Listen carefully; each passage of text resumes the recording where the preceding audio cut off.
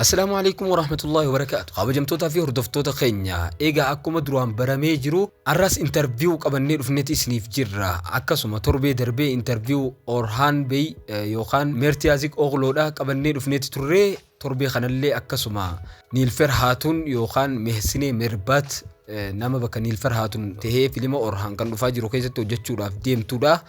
Isillee arraantan interview gabaabaa qabanneeti dhufneeti jirra. Egaa interview kana afaan Oromootti jijjiirreedha kan finne. Interview keenya kana daawwachuun duratti please video keenya kana asumatti pause godhaadha. VPN itti banachuudhaan akka itti deebitanii dhuftanii nu daawwattan asumaan isin gaafannaa maaliif jennaan nuuf bu'aa guddaa qaba waan ta'eef. Kanaaf jechuudha warroonni channel keenya faaroo taatan channel keenya Oro Recordii subscribe godhadhaa mallattoo notification banadhaa odeeffannoo haarooni kun akka isin qaqqabuuf akkasuma video keenya kana like godhuudhaan jalqabaadha. Interview keenya kan arraa keessatti gaafilee baay'ee isii gaafataniiti jiru akkasuma akkuma torbee darbeetti akka carraa kana argachuudhaa fi akkasuma filimni illee yoom eegalamaallee isii keessatti gaafatanii turani mee waa hundaafuu interview daawwadhaatii yaada keessan comment irratti nu barreessaa. Yoo interview kana isinitti tolaa jiraate isiniif qabannee akka dhufnuuf comment irratti nu barreessaa. Galatoomaa interview wajjin turtii gaarii.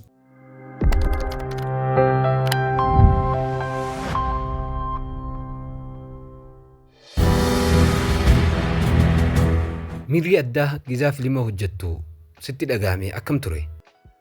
Akka waan oduu durii keessa jirutti natti dhagahama. Beektaa yeroo xiqqoo turre oduu durii nutti himaa turan. Tolee akka waan gara oduu durii geejjibameetti natti dhagahama. Haala bareedaa ta'us baay'ee addatee haala ajaa'ibaati. Garuu bareedaadha baay'ee addatee natti dhagahama. Amala keetiif qophiin akkamii? Adeemsi keessan hoo maal ture? Wanti amala kee keessaa baay'ee namatti tolu maali? Tolee qophii baay'ee cimaa keessa darbine. Kanaaf kun farda yaabbannee jirra. Billaa addaa gara eeboo fayyadamuu danda'u qabna. Hunda isaanii keessa darbineerra. Okay. Kan kana fakkaatan yeroon qophii ji'a tokko baay'ee namatti tola. Baay'ee nama gammachiisa ture. Waanuma fedhes ta'u gocha baay'een jaaladhe. Baay'ee sochii gochuu nan jaaladha. Kanaaf adeemsa qophii sanatti baay'een gammade. Amala baay'ee cimaa fi gara laafessa. Waan danda'u hunda gochuuf yaalaa jira. Yeroo ammaa kana mul'ata muraasa waraabaa jirra. Ammallee gammadeera baay'een gammada. Sababni isaas itti gaafatamummaa guddaa wanta lamaan isaaniiyyuu hojii yeroo sanaaf. Lamaan isaaniiyyuu amala dhugaa kan agarsiisan. Garuu gaarii ta'a jedheen amana. Daawwattoonnis ni jaallatu jedheen amana. Yeroo muraasaaf seet irra turte. Egaa yeroo seet irratti jalqaba dhukaastuu maaltu sitti mul'ate? Maaltu si dinqisiise? Haala qaba. Egaa akkumaan jedhe haalli jiru baay'ee qabatamaa waan ta'eef bakkeewwan deemnee dhukaasnee baay'ee dhugaa waan ta'aniif yeroo ammaa kana spoilera tokkollee kennuu hin barbaadu. Yoom akka galakeeffamu hin beeku. Garuu dhugumaa yeroo sana keessa akkan turetti natti dhagahama. Akka taphattuutti baay'ee nu gargaara. Akka waan achi jirruu fi namoota bara sanaa taanetti nutti dhagahama. Garuu ammallee baay'ee jirra. Kaastota yookaan kaameraamaantota ajaa'ibaa qabu.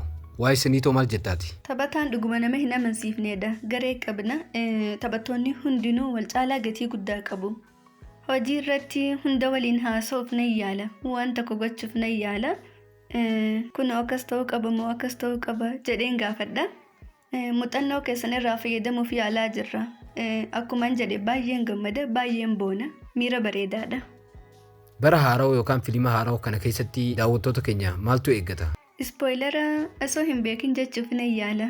Hawwataa, gammachiisaa fi gochaan kan guutame ta'uu isaa beekamaadha. Garuu diraamaa ta'us gariin isaa xiqqoo qoosaa waan jiruuf nama hundaaf ta'a jedheetiin yaada. Tapha wal duraa duubaa nama hundaa hawwatu hojjechaa jirra. Yeroo ammaa kana kutaaleen jalqabaa baay'ee gaariidha.